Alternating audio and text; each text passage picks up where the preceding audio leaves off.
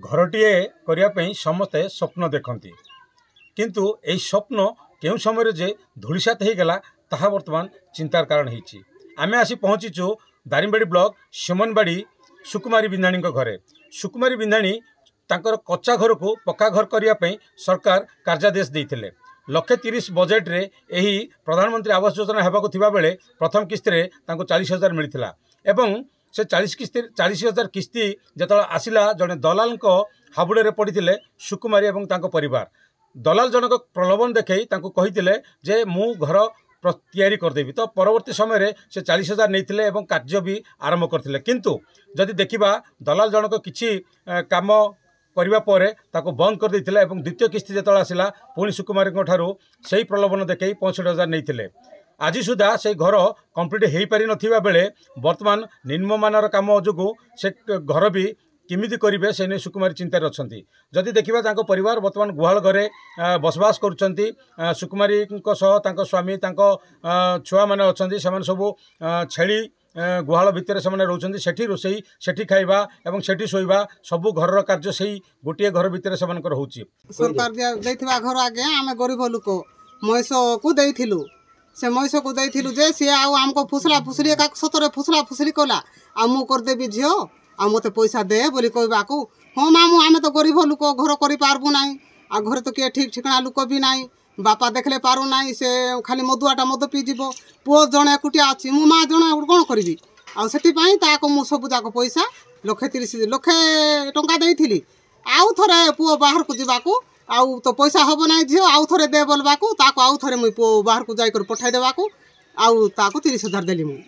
हाँ सर आम गरीब लोक आम फास्ट आरंभ करूँ घर करने से आमे पार ना मु करदेवी सांगे सांगे करदेवी कहबार आम देदेलु कर दिंतु बेगी बेगी करके काम करने फास्ट आम पुनाती पकईलु सर सरईला फास्ट उठेबापी देलु 20,000 देचु तापर आईटा उठेबा सरला चात पकेबी कहीकि कहला तापर 65,000 उठेकी देदेलु सर तापर उठेदेवी चात सांगे सांगे पकईदेवी कहला से पैसा पाइला आठिकी आसला ना सर। आज्ञा मोर ना सुकुमारी बिंधाणी आमर घर 1.5 वर्ष है आज को एत दिन है बड़ हईराण अच्छे जन को देलु कंट्राक्टर को से घर करदे बोली करदेना आम बड़ हईराण अच्छे 40,000 आ 65,000 2टा किस्ती दे जब पचारे कहले ना मुझे करदेवी एक झील एमती कहते एमती हुए मोर 1.5 वर्ष है ये वर्षा भी खाइलु एबे शीत भी खाइबु आ कौन करबु। सरकार तो गोटे घर देइथिला सर तापर गोटे लोक को आम घर बनवा पैसा आम बापा ठार नेले घर बनई देलेनी आम से भंगा घर आका अच्छु तापर छेली जाक भी से भंगा घर आका सब मिसिकी रोचु पाठ पढ़ाई असुविधा होची बहुत कष्ट चलुच आगे घर खंडे आईला जे से लोक देइथिलु कंट्राक्टर से करदेउनी किछि ना आज करदेवी काली करदेव 1.5 वर्ष हो गलानी अच्छु आज्ञा एमती बहुत कष्ट चलुचु आज्ञा कहीं ताको भेटिनी थोड़े भी थोड़े भेटिनी आज्ञा खाली गोटे थोड़ा भेटी जगह करदेवी कहला आ भेटिनी आज्ञा